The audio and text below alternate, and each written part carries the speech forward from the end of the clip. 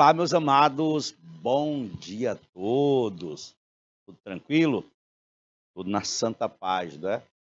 Ok. Eu sou Fernando Santos, professor de análise linguística da turma de nono ano, ensino fundamental, canal Educação. Hã? Vamos dar continuidade à nossa aula relativamente a recursos linguísticos e semióticos que operam nos textos pertencentes aos gêneros literários, tá bom? Hoje é dia 11 de outubro de 2022, olha aí, estamos chegando ao final do ano, hein? O BR Obró só está na metade. Ainda temos novembro e dezembro, viu, turma? Mas estamos lá. Olha aí o nosso roteiro para a aula de hoje. O objeto do conhecimento é exatamente os recursos linguísticos e semióticos que operam nos textos pertencentes aos gêneros literários. E nós queremos que ao final da aula você, aluno, possa identificar em textos lidos e em produções próprias a relação que as conjunções, locuções conjuntivas e outros elementos morfossintáticos, né, estabelecem dentro do texto. Tudo isso aí, né, apresentando recursos linguísticos, tá bom? E aí, mais uma vez, eu coloco para você, né, o significado, o sentido de recurso semiótico. O que é um recurso semiótico? O que é um recurso linguístico? Bem, o recurso semiótico, ele trata de qualquer aparato usado para comunicar. O que o Ismael está fazendo agora aqui é usando um desses aparatos para se comunicar. Eu, Fernando, estou usando a língua portuguesa aqui para me comunicar. Mas, quando você está produzindo um texto, você, ao sublinhar, ao destacar, ao colocar em itálico uma palavra, né, você está ali comunicando, dando uma ênfase, destacando uma palavra por uma razão qualquer, para produzir um sentido qualquer, né, junto ao receptor. Então, a cor, a fonte, a palavra, o gesto, o aspecto fisionômico, né, todos eles são recursos que você pode utilizar no ato comunicativo. Por que o aluno ele sente maior dificuldade ao redigir um texto, ao produzir um texto, coisa que não acontece quando ele está falando? Porque além da língua falada, ele tem ainda os gestos, a expressão fisionômica, que ajudam no ato comunicativo.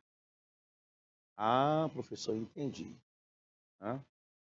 O recurso semiótico é o conceito que redefine o signo como sendo motivado, tá? E não arbitrário.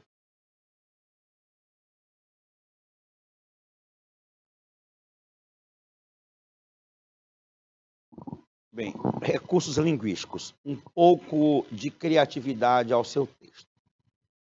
Então, quando você lança a mão dos recursos linguísticos, né, você transforma ou pode transformar, né, o seu texto mais criativo, digamos.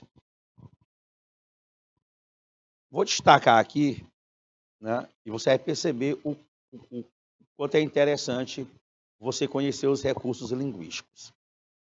Os recursos linguísticos, porque o nosso conteúdo, né, é sobre os recursos linguísticos e semióticos, né? já enfatizamos a questão dos recursos semióticos, a semiologia presente, mas com relação aos recursos linguísticos, nós podemos dizer que são formas para expressar experiências comuns, conferindo originalidade, emotividade ou teor poético lá no discurso. Professor, e quem é que pode me dar assim, um exemplo sobre esses recursos linguísticos? Você já estudou comigo, inclusive. Quando você pega as figuras de linguagem, né, ou de estilo, elas são empregadas para valorizar o texto, né? E essas figuras, elas tornam a linguagem muito mais expressiva. Muito mais expressiva. Aí, é claro, você vai usar aí o sentido figurativo, né? A linguagem conotativa. Eu posso afirmar para vocês que os recursos linguísticos são muito, mas muito importantes na composição de um texto claro e objetivo. São importantes também para trazer criatividade para a composição textual. Existem 3 grupos, né, que você pode fazer essa divisão junto aos recursos linguísticos. O primeiro, os elementos coesivos, aí entram as conjunções, as preposições, tá? A pontuação. Sim, a pontuação, por incrível que pareça, né? Os elementos enfáticos e os elementos retóricos. Vamos ver aqui alguns elementos que poderão ajudar, né? Aí na produção de sentido, né, para textos, né? Na verdade, são recursos linguísticos aí. Os advérbios? Sim, os advérbios. Você se lembra daquele poema do Gonçalves Dias? Lembra? Muito visto. Não. Minha terra tem palmeiras, onde canta o sabiá. Não permita, Deus, que eu morra sem que eu volte para lá. Aí você destaca esse lá, que é exatamente um advérbio que faz referência à minha terra, para você não repetir minha terra. Então, eu utilizo desse recurso, né, exatamente para fazer referência a um termo já expresso.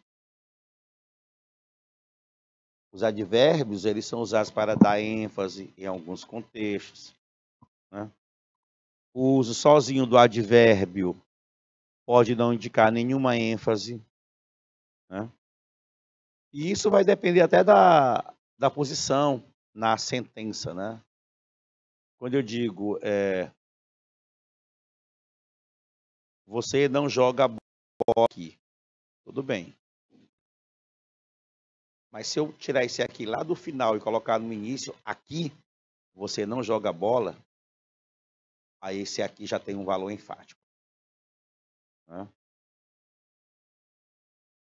Se eu disser, você não entra aqui, imagine bem aí uma mulher brigando com o marido, porque ele saiu para jogar bola, depois de jogar bola ele foi beber com os amigos, aí a mulher já zangada ligando para ele não atendia, aí ela liga e em um determinado momento ele atende.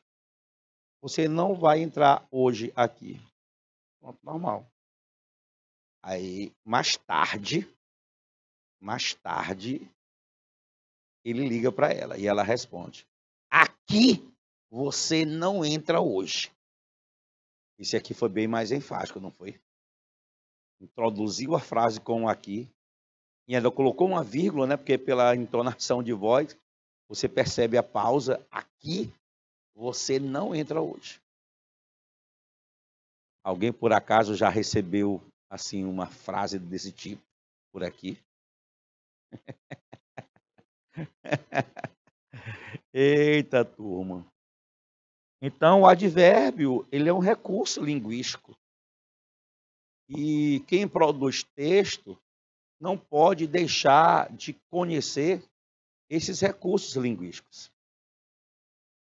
Já que você não pode utilizar a linguagem falada na produção textual, né? Na redação, por exemplo, então você vai ter que se utilizar desses recursos para produzir sentido. Professor, um outro recurso que a gente tem em mãos é o assíndeto. Sim. O que é o assíndeto? Síndeto eu sei que é conjunção, né? E o a é a ausência da conjunção, né? Não é isso? Então, daí o nome, oração coordenada sindética, aquela que traz o conectivo. E oração coordenada assindética, aquela que apresenta a ausência da conjunção.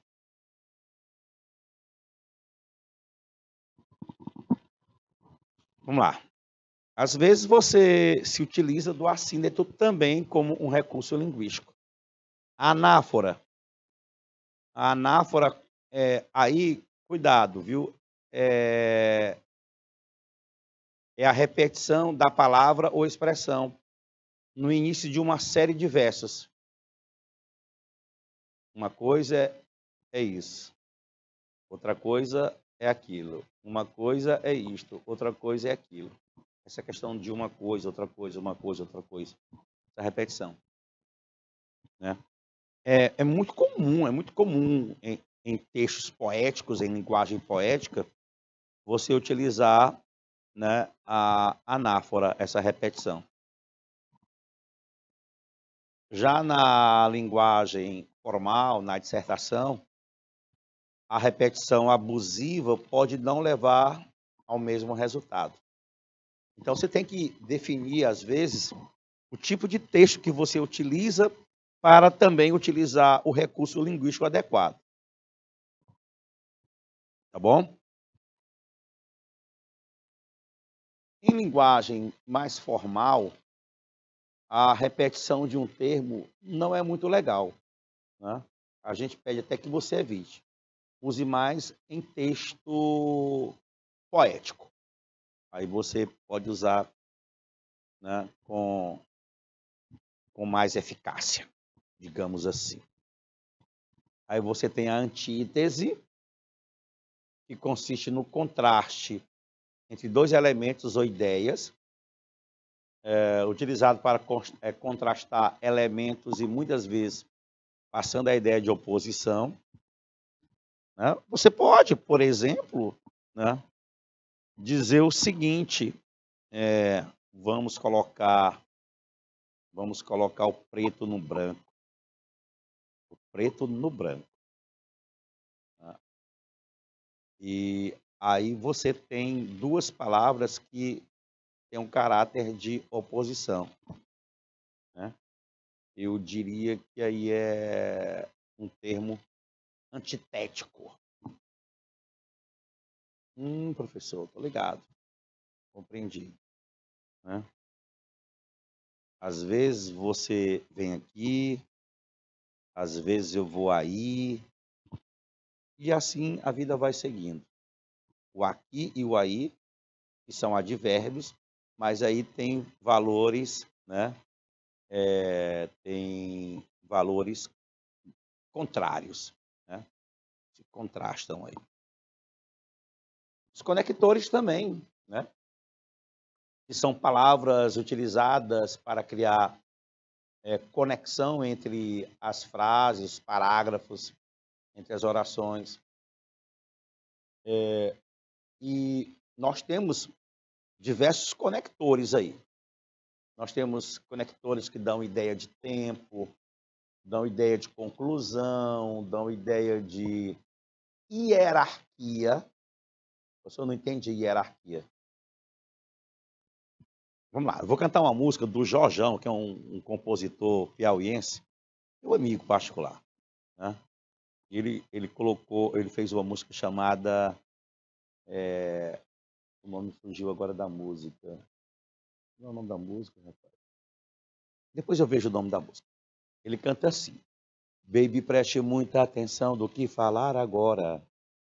Baby, preste muita atenção do que falar agora. Seu poder é limitado, seu poder tem fim. Preste muita atenção do que falar para mim. Seu poder é limitado, seu poder tem fim. Preste muita atenção o que falar para mim. Eu sou assim, se quiser assim, eu não fico por nada. Eu sou assim, se quiser assim, eu sou assim. Primeiro vem eu, depois eu de novo. E o nome da música é Intransigência. Lembrei. Primeiro vem eu, depois eu de novo. Ou seja, qual é a hierarquia aí? É a dele, é ele que comanda. Primeiro vem eu, depois eu de novo. Ô, Jorjão, meu companheiro de grupo de jovens, quando eu tinha lá meus 17 anos, tá? Então, a hierarquia, né, está presente nessa música do Jorjão. A comparação também, ela faz parte de recurso linguístico, né? E aí você confronta duas realidades distintas para realçar analogias. Olha só, analogias ou diferenças. Rapaz, a Andressa é tal qual a mãe. É uma comparação. Hã? Aí a Andressa rebate e diz assim: ela é mais gente boa do que eu. A comparação, gente, ela traz a possibilidade de enfatizar determinada sentença ou elemento. Né? Fernando, seu cabelo atual está melhor do que o cabelo de ontem. Enfatizou. Que cabelo?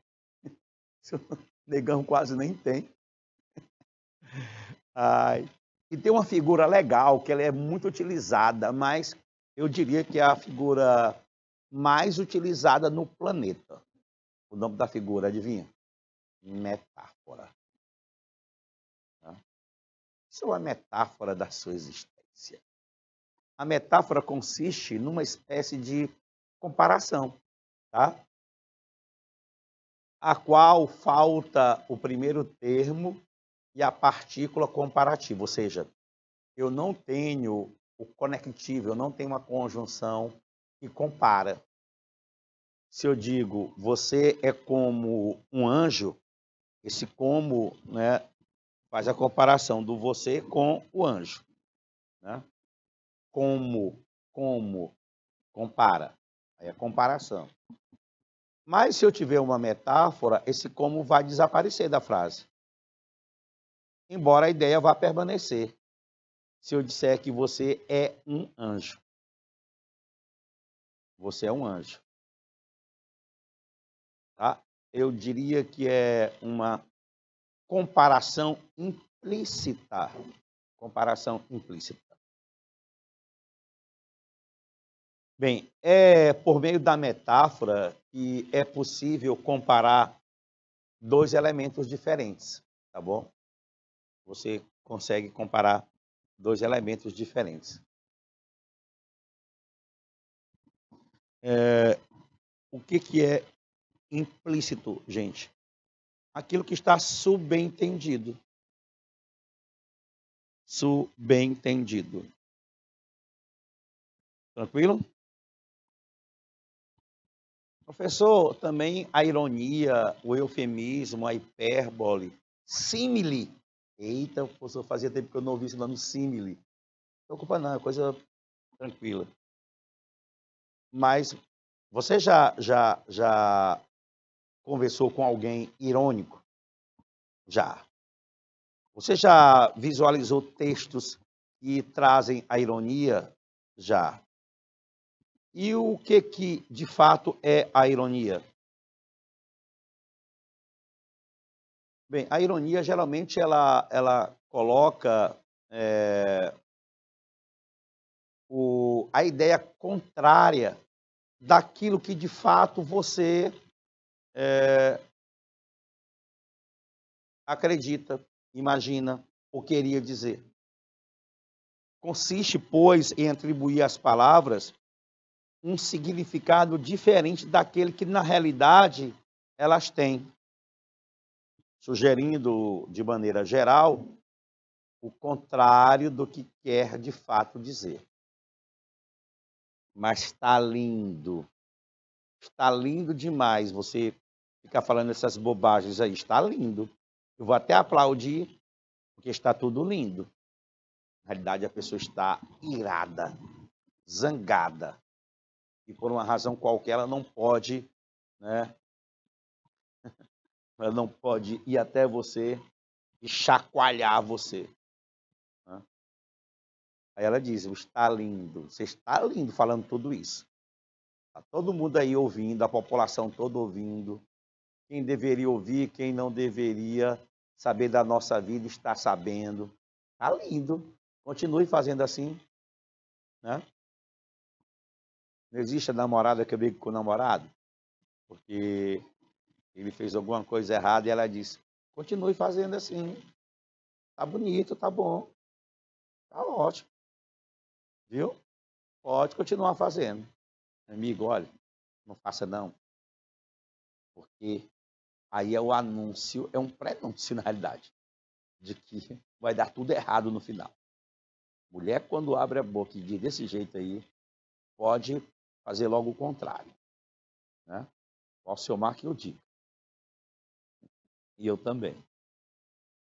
E a Andresa, chega a encher o peito de prazer aí. Você tá rindo aí agora aí. Tá vendo aí a intérprete ainda aí? Ela é cruel, meu amigo, ela é cruel. Muito bem.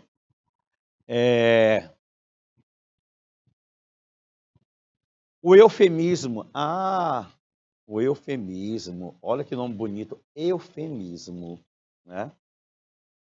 E o nome é bonito e também é interessante, né? Porque o eufemismo. Ai. O eufemismo é uma forma de amenizar, né, uma expressão, uma palavra. Né?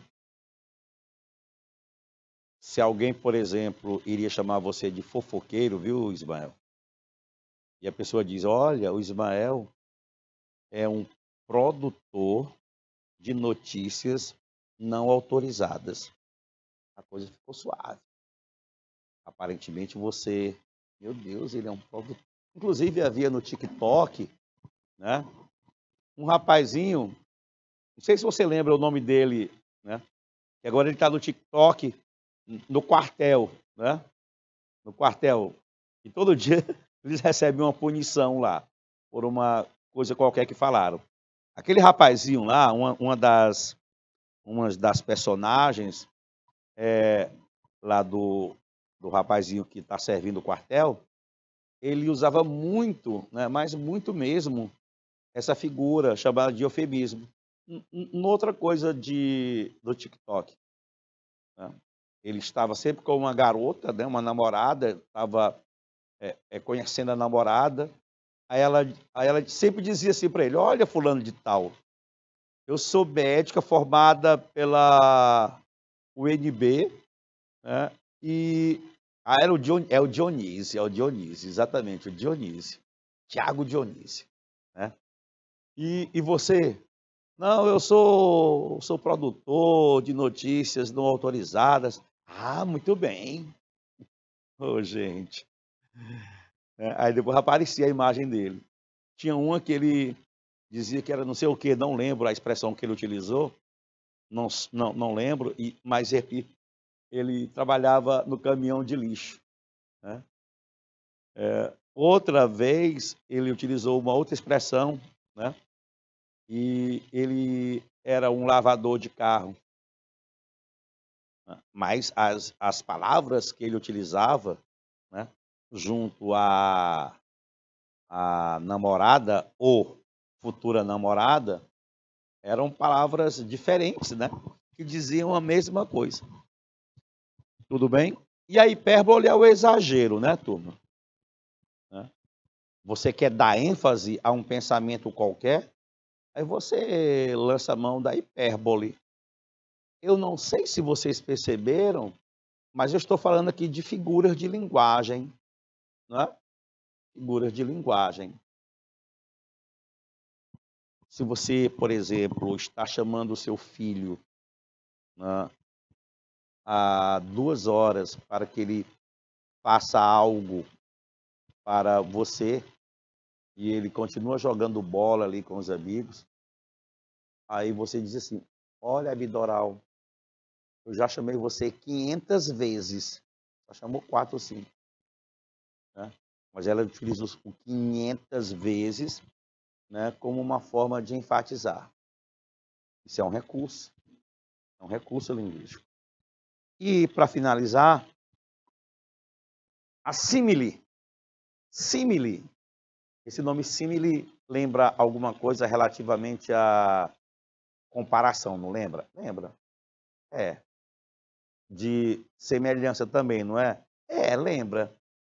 Pois é utilizado como uma forma de comparação em elementos de que certa forma se assemelha, né? E é utilizada normalmente com a palavra como. Ah, símile. Ah, pastor, então é aquela comparação chamada. É, a comparação, né? Ah, você é como o seu irmão. Você é como aqueles bandidos que atravessaram a minha vida. É isso aí. Símile. Símile. E aí, turma, o que é que a gente pode perceber? Para uma boa utilização desses recursos, é necessário utilizar cada um deles nas suas produções textuais, a fim de exercitar e também ler bastante. É por meio da leitura que você vai identificar o emprego desses recursos, né? Facilitando, assim, o entendimento na prática da utilização desses recursos linguísticos. E aí eu vou começar aqui com a primeira questão. Já vamos responder aí, mas eu vou querer a participação de vocês, tá? Eu quero a participação de vocês. De acordo com a intencionalidade do enunciador ou do locutor do discurso linguístico, a linguagem possui diversas funções. Elas, no entanto, compartilham a mesma intenção: interagir com o receptor da imagem, que é o interlocutor. Em 1960, essas funções foram estruturadas pelo linguista russo Roman Jakobson, que nasceu em 1896 e partiu em 1982. É isso? É. Segundo os estudantes de Jacobson, a linguagem possui 6 funções. Isso é um estudo de linguística, tá, turma? Sendo a linguagem publicitária, sobretudo, de função conativa, mas que pode também apresentar a função poética em alguns casos. A cenário alternativa que apresenta as características da função conativa. E aqui vale um pouquinho, né, voltar para as funções, tá? Porque as funções da linguagem, elas estão associadas diretamente aos elementos da comunicação, né? Vocês sabem que existe o emissor, o receptor, a mensagem, o assunto em si, né? O meio por onde a mensagem é veiculada. Então, cada elemento da comunicação está associado a uma função da linguagem, ou o inverso, né? A função emotiva, né, que traduz as emoções e os sentimentos do emissor. A função conativa ou apelativa é aquela que tenta mudar o comportamento do receptor, ou seja, ela está lá centrada no receptor, em quem está recebendo a mensagem. Quando você apenas quer repassar a informação, né, de forma clara, de forma objetiva, sem usar a conotação, né, porque você só tem que ter uma linha de interpretação, aí você se utiliza da função informativa, também apelidada de denotativa, tá? E existe aquela função que utiliza o código para explicar o próprio código. Que função é essa, professor? É a função metalinguística. Metalinguística. Os poetas, geralmente, eles trabalham muitas palavras, né? Você tem diversos poemas em que a quantidade de sílabas métricas, né, é ali a mesma, né? Há uma preocupação com o ritmo, com a rima, né, com a sonoridade do texto, e aí você está diante da função poética. Função poética, tá? E aquela que tenta, né, testar o canal ou dar continuidade ao texto, aí você chama de função fática, né? Então, cada uma tem a sua função dentro do texto. E aí, de acordo com a intenção de quem produz o texto, ele vai utilizar uma função ou outra, ou pode usar mais de uma. Mas eu quero dizer para você o seguinte, que todas as vezes que você trabalha a produção de um texto utilizando uma função da linguagem, existe uma que é predominante, mas nada obsta a que você empregue outras funções da linguagem dentro daquele seu texto produzido. Nada impede. Tá bom? Ele quer que você assinale a alternativa que apresenta as características da função conativa. Nós já vimos, né? A função conativa, ela está centrada no receptor. A função conativa é a mesma coisa que a apelativa.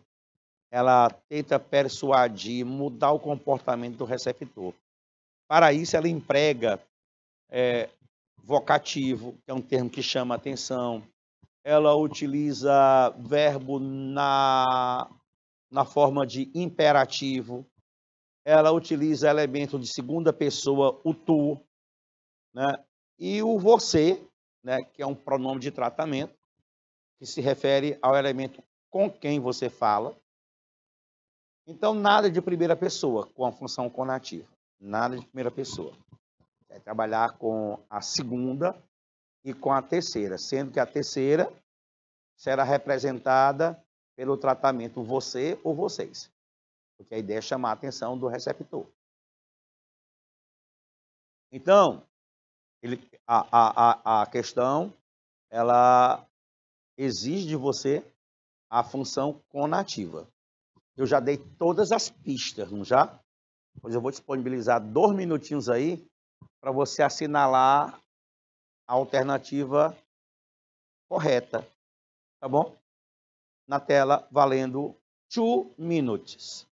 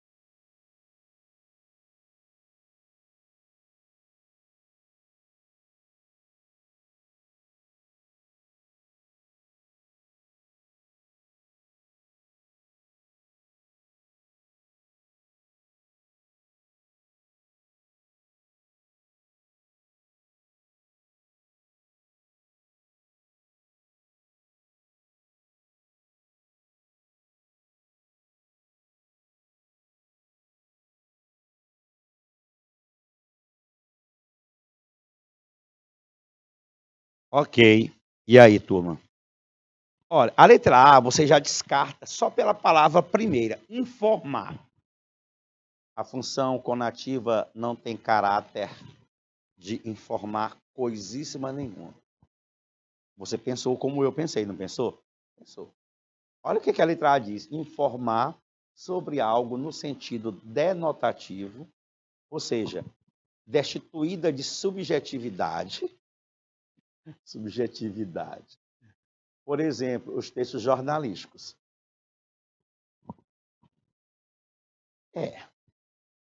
Isso aí é função informativa ou denotativa. B. Discursos marcados pela subjetividade do locutor. Ah, professor, subjetividade do locutor, de quem emite.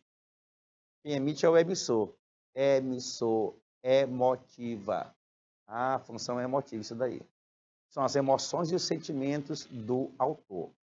A letra B refere-se à função emotiva, tá? Eu vou botar os nomes bem aqui do lado, ó. Função informativa,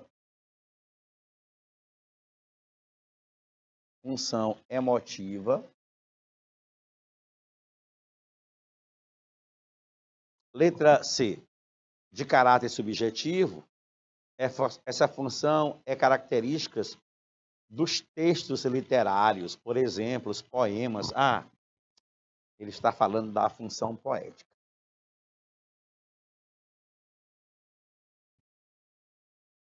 Letra D, utilizada para interromper ou estabelecer a comunicação e a interação entre o locutor, emissor, e o interlocutor, que é o receptor.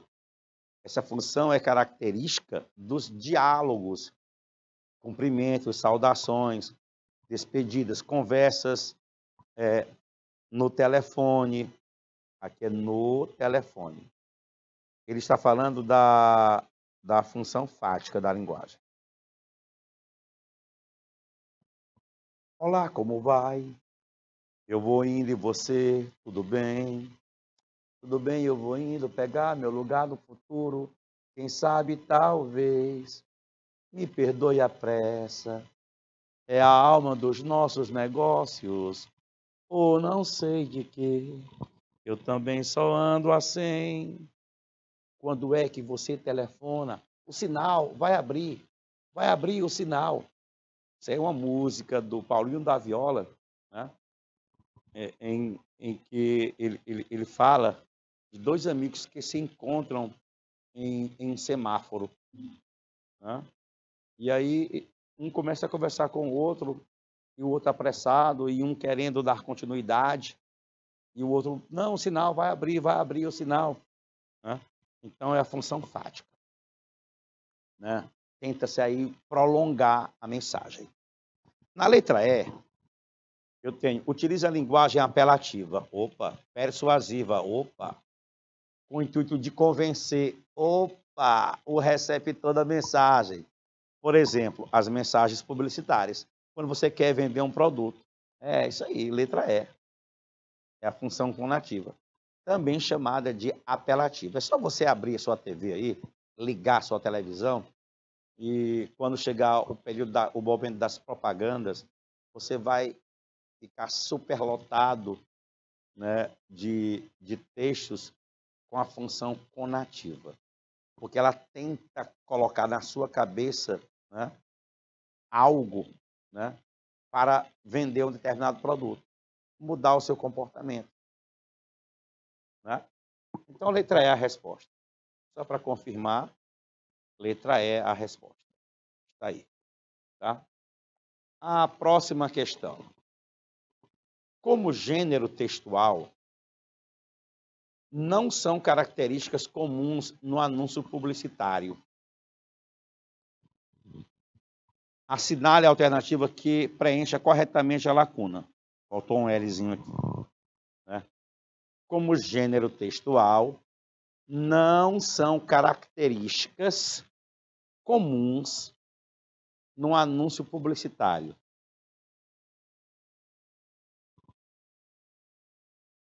Caráter comercial,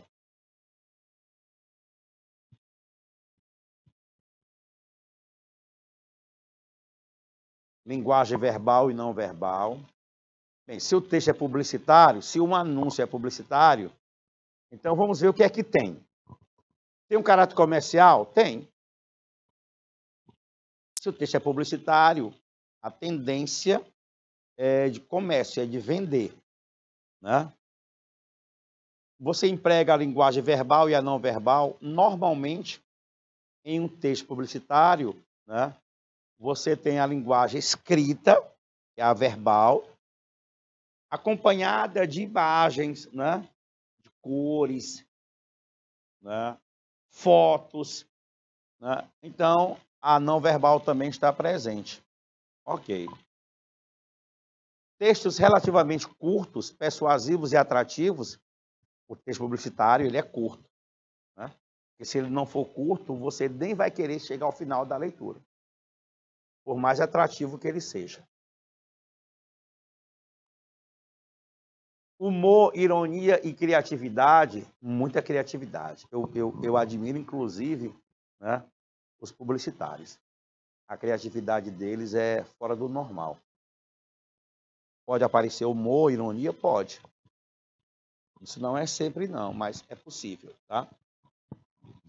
Agora, verbos no modo subjuntivo, isso aí não é característica de anúncio publicitário. Não é. Então, você pode marcar a letra E como verdadeira, tá? Eu vou fazer o seguinte, a próxima questão, eu vou disponibilizar 2 minutinhos para você responder, tá bom? Olha aí. A propaganda faz uso intenso da conotação. A construção da mensagem persuasiva é, inclusive, muito mais conotativa do que denotativa. Por quê? Pense aí, 2 minutos, valendo.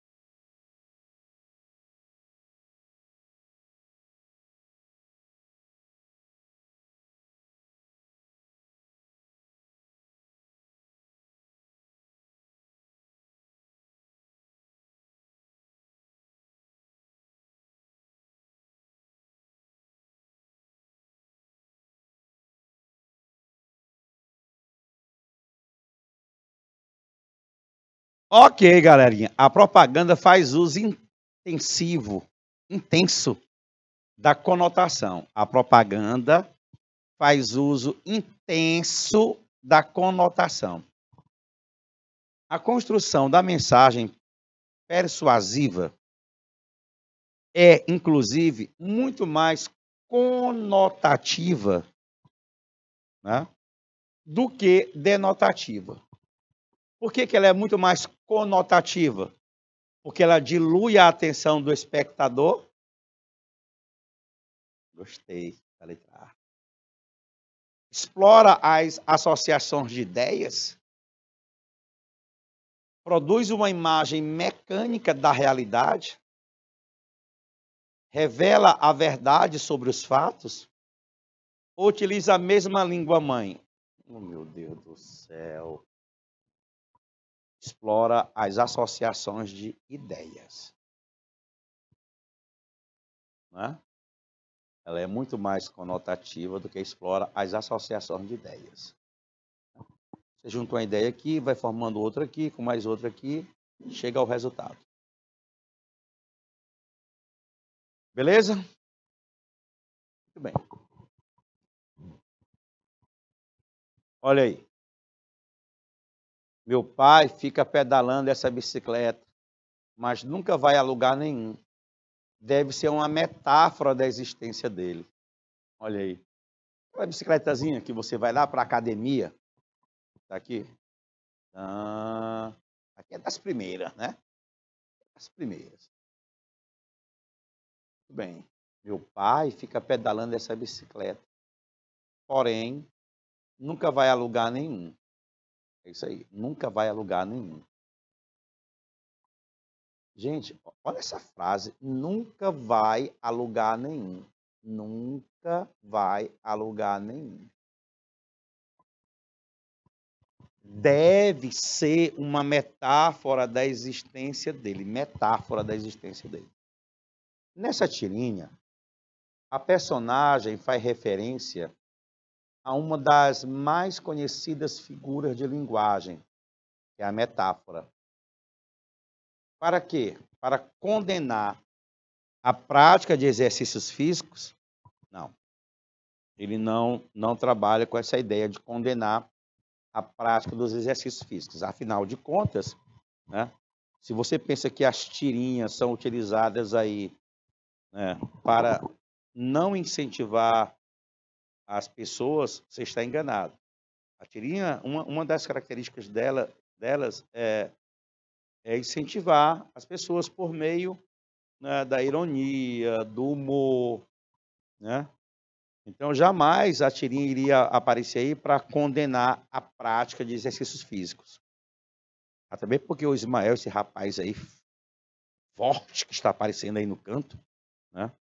Ele levanta todo dia 200 quilos. Todo dia, 200 quilos aí. É magrinho assim, come muito, mas levanta 200 quilos todos os dias. Né? Ah, entendeu.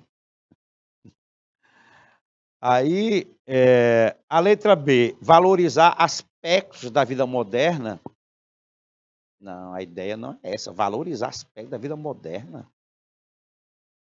A letra C, desestimular o uso das bicicletas. Não, meu filho, vamos andar de bicicleta, é bom. Cuidado com os carros, tá?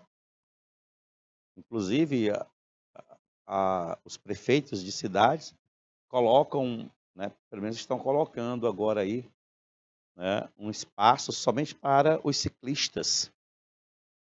Embora não seja obedecido esse espaço por muitos motoristas.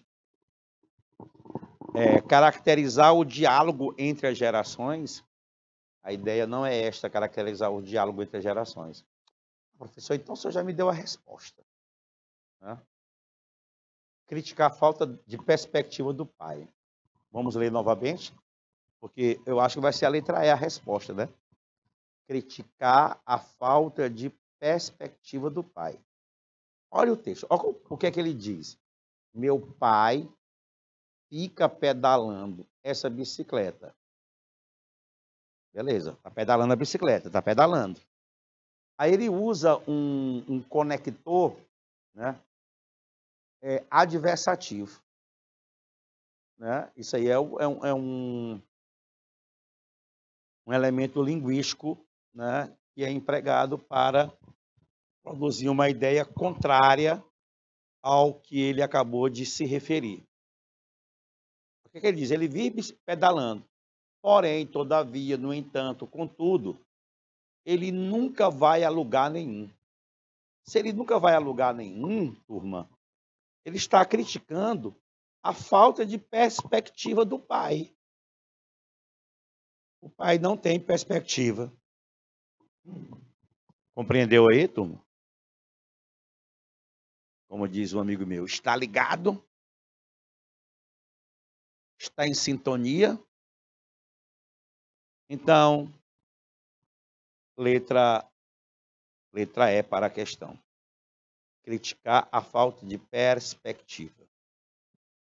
Vamos fazer mais uma para a gente encerrar este nosso primeiro horário? Vamos lá? Vamos lá, fazer mais uma questãozinha. Identifique as figuras de linguagem nas orações abaixo. Figuras de linguagem. Né? Será se vocês se lembram de todas elas? Já tivemos 2 ou 3 aulas envolvendo as figuras de linguagem, né? Que são recursos linguísticos empregados em produções textuais. O velho Chico ocupa cerca de 8% do território brasileiro. O velho Chico. Você sabe o que é o velho Chico? O velho Chico refere-se a quê? Velho Chico. Turma. E o São Francisco. Piranha é um peixe voraz. Do São Francisco? Não. Perdão. Amazônia. Nosso grande rio. Velho Chico.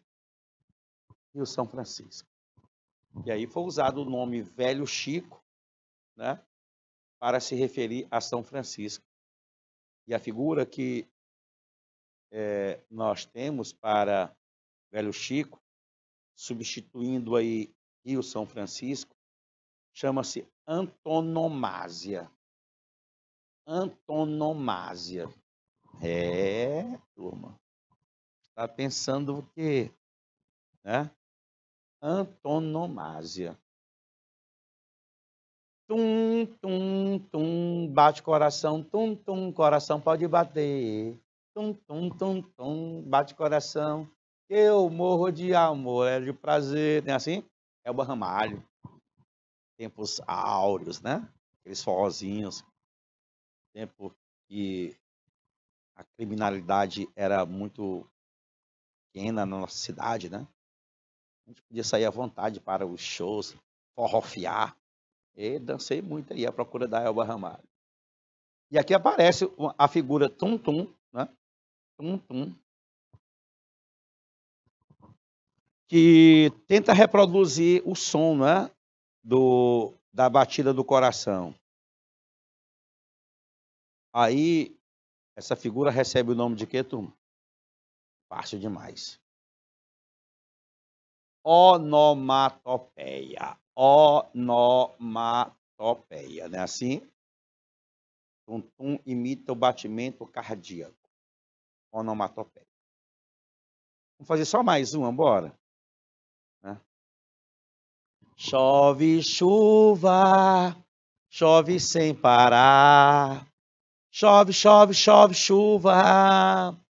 Chove sem parar. Muito bem, olha a figura. A literação.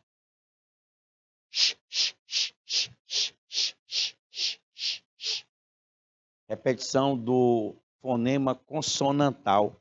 Che. A literação.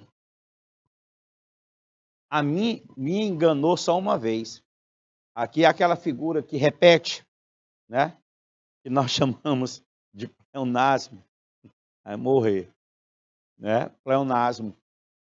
Sou um passarinho com desejo de voar. Ah, eu sou um passarinho com o desejo de voar?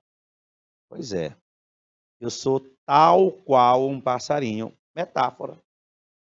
Turma, vou fechar por aqui, né? E eu continuo a fazer essas questõezinhas na próxima aula. Daqui a 2 minutinhos a gente volta. Fui.